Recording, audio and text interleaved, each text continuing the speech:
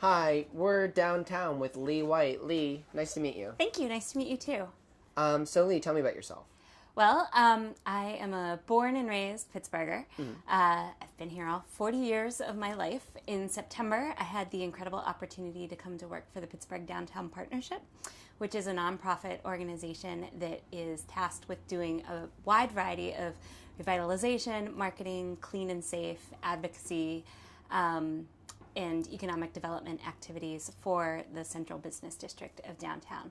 So I do marketing and communications for the organization, and it's been an awesome 9 months. It's been a really busy 9 months, but our organization is, I think, a pretty small but mighty organization, and I've really loved it. It's been a great opportunity to learn and to be more involved in this city that I love so much. So That's most recent September. yes. Oh yes. wow. But also, like, the whole like revitalization effort of this area is like somewhat new as well. It is, and I think it's still something that's very much underway.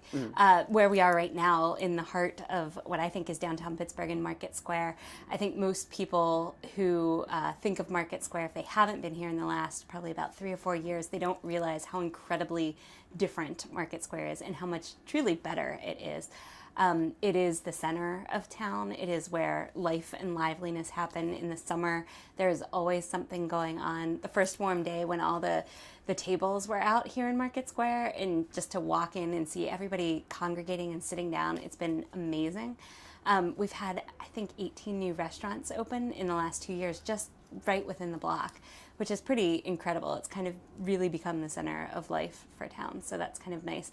But there's still certainly work to be done in downtown Pittsburgh. There's definitely revitalization still occurring. I mean, everywhere you look out, right across from us, there's a huge crane that's working on the PNC Tower. Right behind us, there will be a crane going up that's working on the gardens at Market Square. But there are still some corridors. We'd love to see the Wood Street corridor spring back to life and be more of kind of a fashion district and really adopting more retail. Same with Smithfield Street. We think there's some real opportunity there, and that's exciting. It's going to be great to see those things continuing to kind of come to life. But you've been seeing growth, I guess, recently? Absolutely. I think one of the biggest and easiest areas to point to for growth in downtown really has been in the residential population.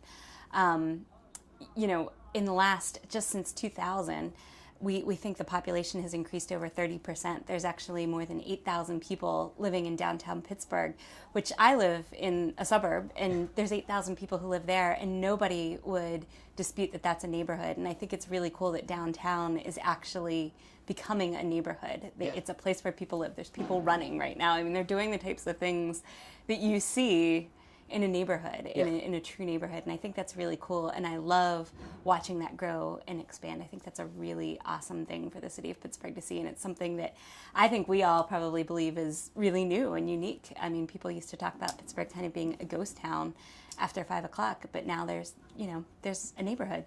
Yeah, because it didn't always used to have a as strong of a residential No, not at all. Not at all. And the interesting thing is, in the next about 10 years, with some of the other major residential developments that are occurring, like the redevelopment of the Lower Hill District, the former Civic Arena site, and some of the redevelopment that the Buncher Company is talking about doing in the near Strip District, we really see the possibility for probably about 2,400 additional residential units to come online.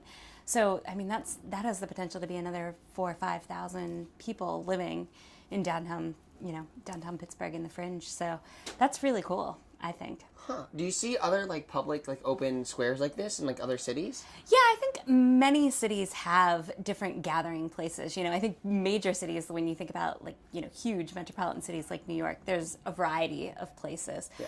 I think for Pittsburgh this has always been it, but it's kind of gone through a true change and a true renaissance and revitalization. I mean, I think this is a fantastic example. But yeah, I mean, I think most cities have something of a town square environment that is, programmed and active. And so I think we're excited to see this coming back to life. I think the other neat thing is Mellon Square, which is in front of the Omni William Penn. That is getting ready to be reopened. Yeah. And I think, you can't underestimate how cool that space can be. And we believe believe it will be well programmed as well. So the opportunity to have multiple places for people to gather, and Point State Park with the fountain reopening. Oh, right. You know, I know people who have lived in Pittsburgh for the last about 2 years and have never seen the fountain working. Yeah. So I'm really excited for them to be able to see that and to sort of have that park, which, you know, when you think about living downtown, for some people, like, that's the front lawn. Yeah. And I think that's going to be just beautiful for it to be completely, you know, revitalized and done and open and just another great gathering place for downtown. What made you want to live in Pittsburgh? I guess so. You grew up in Pittsburgh. I did. But you also you're married to someone who isn't from Pittsburgh. Right. And you left for a little. I mean, you went to college. Yeah, I went to IUP, so I didn't go far. Not far, but still, Right. you still chose, I guess, to live in Pittsburgh. I did, absolutely. I think in some ways Pittsburgh kind of chose me. I just never really felt a huge pull to leave here. I love to travel. I really enjoy, you know, going all over the world. But Pittsburgh has always felt like home to me. I've always been very proud of our region, and I think there's a lot of reasons to be proud of it. I think we've done a great job in terms of, you know, the last 20, 30 years kind of moving through some really difficult times that has put the community and the region ahead of where we would have been through this most recent recession. So I think there's a lot of things that Pittsburgh has had to be proud of, but it's always felt like home to me. And I've always felt like there were unique, wonderful things in Pittsburgh that drew me here. And it was really great when my husband first came to visit here. You know, we had met somewhere else, and he had never been to Pittsburgh and came to visit me. And it was so cool watching someone else fall in love with this city who had never been here before, and really seeing the things that, you know, seeing the things that I've always loved through new eyes was really, really nice. And we lived in Squirrel Hill. We lived in a neighborhood of the city. And for him, he had never really lived somewhere where you could walk everywhere and go to the grocery store and walk to the grocery store and walk to the bus and a bowling alley and movie theaters. And it was just a great place to live very early on in his time in Pittsburgh. So it helped me sort of re-fall in love, I think, in some respects with the city. And does he also work downtown? He does. He works in Oxford Center, and it's kind of cool. We commute into town together, and it's kind of one of my favorite parts of the day. It's quiet, but we kind of get to connect on the bus, and we both talk about how much we love taking the bus because it's so stressless. Yeah. You get on, and you're delivered here, and you don't worry about traffic, and we live on a busway, which makes it even quicker and nicer. So it's one of the, for me, it's one of the best amenities in terms of kind of getting to work downtown.